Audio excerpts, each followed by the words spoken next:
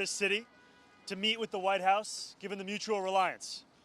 It's more critical than ever, given the national crisis of affordability, one that New Yorkers know very well across these 5 boroughs, and the specific challenge many cities are facing with balancing public safety against steps taken by this administration.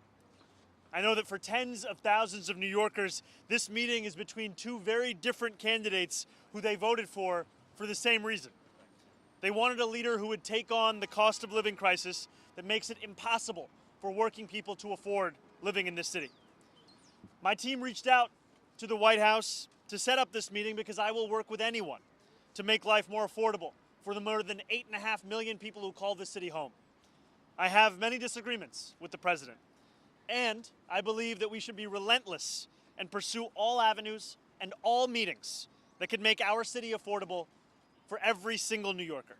I intend to make it clear to President Trump that I will work with him on any agenda that benefits New Yorkers.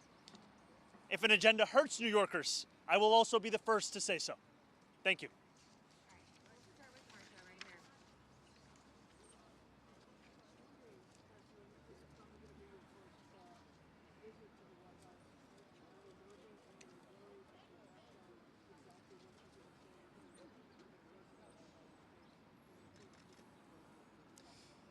This is an opportunity to make the case for New Yorkers. And it's a case that reflects what New Yorkers are having to live through at this time. When we speak about an affordability crisis, we're speaking about 1 in 4 New Yorkers living in poverty, 1 in 5 struggling to afford $2.90 to ride the bus. New Yorkers for whom the daily acts of life are becoming increasingly harder to afford. And that's an opportunity I have to make the case to President Trump, to the White House, as to what it means to have to suffer through this affordability crisis and what it means to make it even more difficult to do so. I'm wondering, he called you a communist in the announcement, which seemed a little belittling. I'm wondering, are you concerned that this meeting will actually bear any sort of fruit, or whether it will be another opportunity for him to try to publicly embarrass you? And could you go into any specifics about what you specifically want to ask him, or any specific requests you have for the president in this meeting? I'm not concerned about this meeting. I view this meeting as an opportunity for me to make my case. And I'll make that case to anyone, frankly, as we've been doing over the course of the campaign, and now as I will be the next mayor of this city. It behooves me to ensure that I leave no stone unturned in looking to make this city more affordable. And this is a meeting where I look forward to speaking about the affordability agenda, public safety, and economic security for each and every person that calls the city home.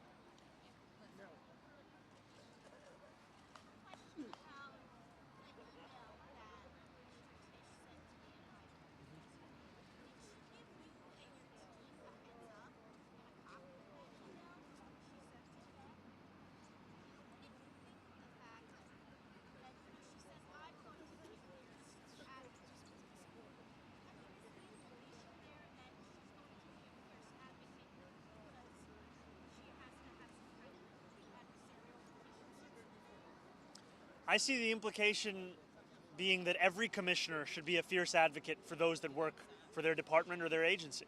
And I look forward to ensuring that that is the case across the entirety of my administration, where when I have a meeting with a commissioner, I know that they are bringing forth the concerns of those that they work with, those that they represent, so that we can ensure that we're actually addressing those concerns. No, this was not a copy of an email that we needed because, frankly, we've been having discussions about the agenda that we share, and I'm not looking to micromanage every single person that works for me. I'm looking to trust them to do their job and know that ultimately I'll be responsible for the work that they and everyone in my city hall does. Thank you.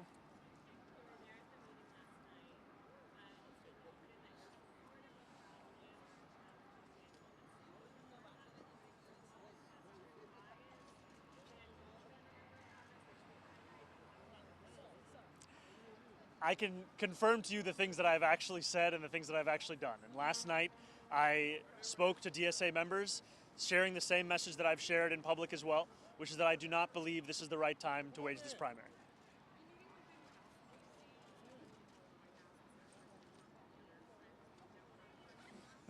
Right now, my plans are to meet with the president and make the case. As soon as I have any more information, I'll share it.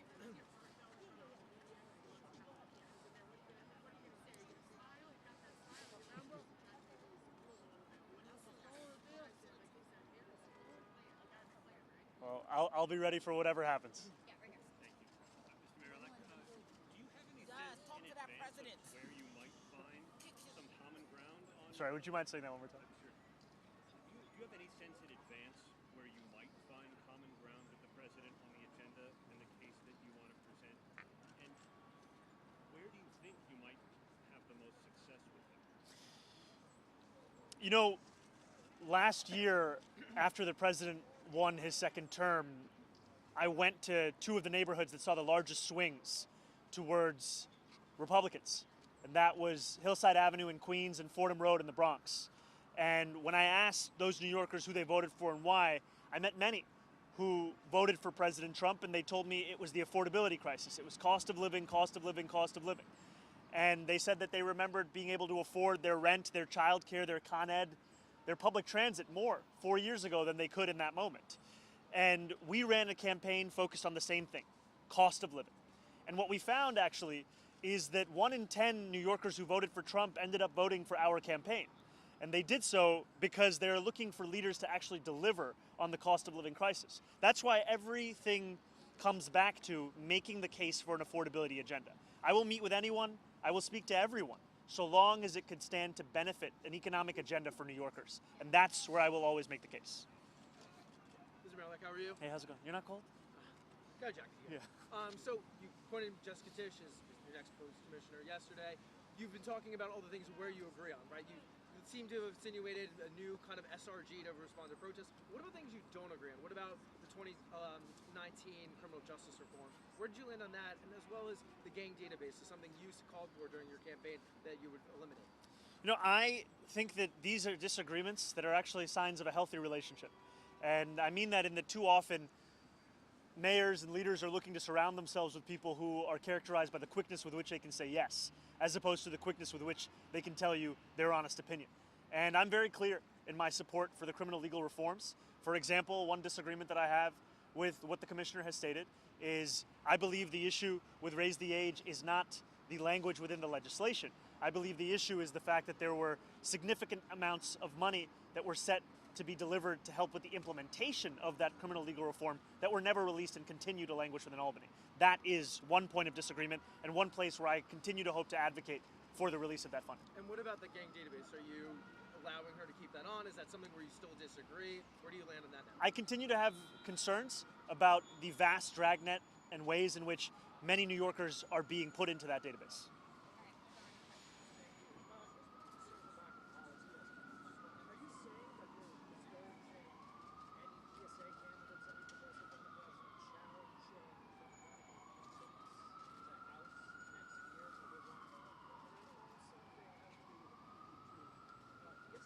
Can I do the first one and then you go? Yeah. I spoke specifically about the race that was being considered yesterday, which is New York 8. This was not a sweeping statement. This was specific.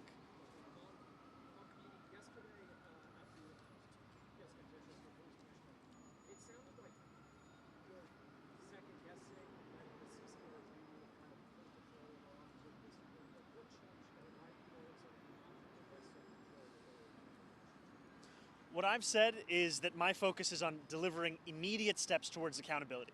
The CCRB is tasked with that accountability.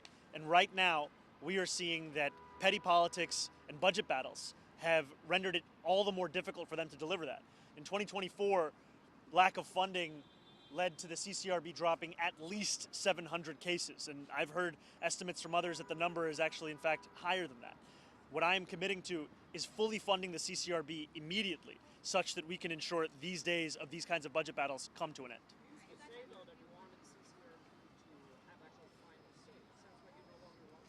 No, what I believe is that the CCRB's recommendation should be taken seriously, and that we should ensure they're able to make those recommendations time and again, not having to worry about whether they have the funding to assess those cases. How's it going?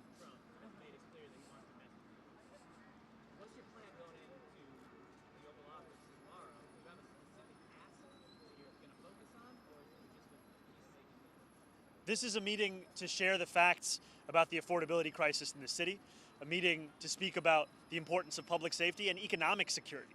You know, when we speak about what New Yorkers are going through right now, they are facing a reality that they may have to leave this city. You know, I have met New Yorkers time and time again who, when I ask them where they live, they tell me it's other states. They tell me they live in New Jersey, they live in Pennsylvania, they live in Connecticut. That's because we've priced them out.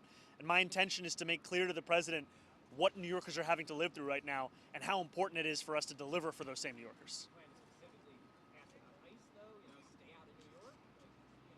Affordability is a little more esoteric, a little broader. Well, I think affordability was at the core of our campaign.